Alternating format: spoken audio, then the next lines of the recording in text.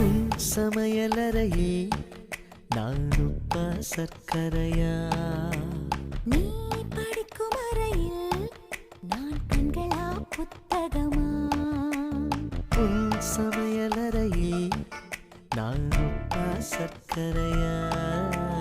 நீ படிக்கும் அறையில் நான் கண்களா புத்தகமா? நீ விரல்கள் என்றால் நான் நகமா மோதிரமா? நீ இதழ்கள் என்றால் நான் முத்தமா புன்னகையா?